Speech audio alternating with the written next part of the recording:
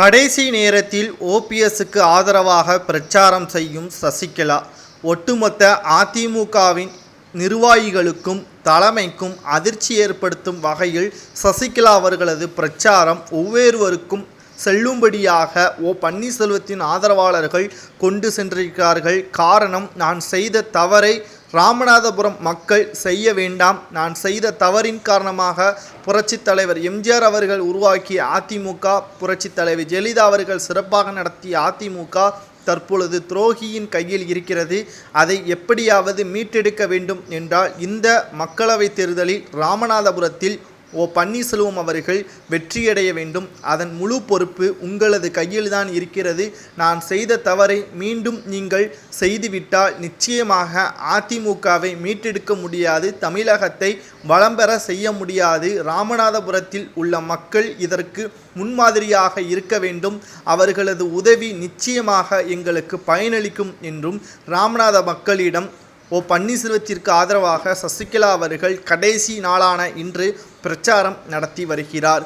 ஒட்டுமொத்தமாக அனைத்திந்திய அண்ணா திராவிட முன்னேற்றக் கழகத்தின் முன்னாள் அமைச்சர்களும் மூத்த நிர்வாகிகள் மட்டுமே எடப்பாடி பழனிசாமி அவர்களுக்கு ஆதரவுகள் செலுத்தி வருகிறார்களே தவிர அடிமட்ட தொண்டன் யாரும் பன்னீர்செல்வத்திற்கு மட்டும்தான் ஆதரவு, மற்ற யாவருக்கும் ஆதரவு கிடையாது என்பது அவர்களது நோக்கமாக இருக்கிறது.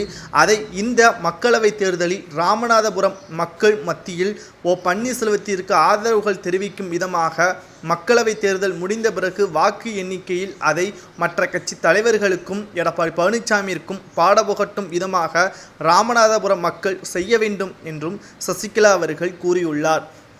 நீங்களே எதிர்த்து பாருங்கள். ஓபிஎஸ் அவர்கள் இருக்கும் வரை அதிமுக மிக சிறப்பாக இருந்தது. இன்றைக்கு அதிமுகவிலிருந்து ஓபிஎஸ் அவர்களது ராஜினாமா கடிதத்தை நான் பெற்றேனோ அன்றிலிருந்து எனக்கும் சரி அதிமுகவிற்கும் சரி பல குளறுபடிகள் எடப்பாடி பழனிசாமியாலும் அவரது கூட்டத்தாலும் மிகப்பெரிய ஒரு சோதனைக்கு ஆட்கொள்ளப்பட்டும் தற்பொழுது மிக மோசமான நிலைமையில் திமுக ஆட்சி அமைக்கிறது என்றால் அது எடப்பாடி பழனிசாமியால் தான் என்றும் சசிகலா அவர்கள் கூறியுள்ளார். அன்று மட்டும் எடப்பாடி பழனிசாமிற்கு முதல்வர் பதவியை நான் கொடுக்காமல் இருந்தால் தற்பொழுது வரை அதிமுக தான் ஆட்சியை அமைத்திருக்கும் என்றும் மக்கள் இந்த நிலைமைக்கு வந்திருக்க மாட்டார்கள். கள்ளச்சாராயம், போதை மருந்து கடத்தல், கொலை கொள்ளை சம்பவம் எதிலும் மக்கள் மிக பெரிய அளவில் கஷ்டத்தை ஏற்படுத்தியிருக்க மாட்டார்கள் என்றும் தற்பொழுது சசிகலா அவர்கள் கூறியுள்ளார். இந்த வாய்ப்பை நீங்கள் தவறவிட்டு விட்டால் இன்னும் 5 ஆண்டுகளில் மிக மோசமான நிலைமைதான் தமிழகத்தில் உருவாகும்.